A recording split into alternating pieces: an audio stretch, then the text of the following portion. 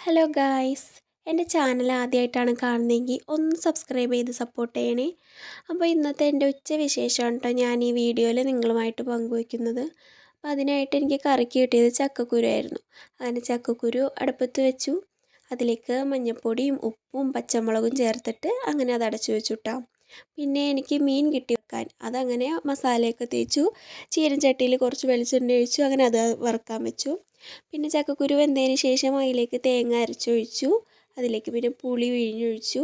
പിന്നെന്താ, ചീനച്ചട്ടി അടുപ്പത്ത് വെച്ച് കുറച്ച് കടുകും വേപ്പിലയും ഉണക്കമുളകൊക്കെ താളിച്ച് അങ്ങനെ കറിയിലേക്ക് ഒഴിച്ചു. അപ്പോൾ കറി റെഡി ആയിട്ടോ. പിന്നെയാണ് റൈസ് കുക്കറിൽ അരി അടുപ്പത്ത് വെച്ചേർന്ന കാര്യം ഓർക്കുന്നത്. അല്ല, അരി റൈസ് കുക്കറിൽ വേവാൻ വേണ്ടി ഇറക്കി വെച്ചിട്ടുണ്ടായി. അങ്ങനെ അതും എടുത്ത് ഞാൻ വെന്തോന്നൊക്കെ നോക്കി ഉപ്പൊക്കെ ചേർത്തു. അങ്ങനെ അത് വടിച്ചു വെച്ചു കേട്ടോ. അപ്പോഴത്തേക്കും ഭക്ഷണം കഴിക്കാനുള്ള സമയമൊക്കെ ഏറെക്കുറെ ആയിരുന്നു. അങ്ങനെ അതൊക്കെ പാത്രത്തിൽ വിളമ്പി. അപ്പോൾ അത്രേ ഉള്ളൂ എൻ്റെ വീഡിയോ. കണ്ടാൽ ലൈക്ക് ചെയ്യുക.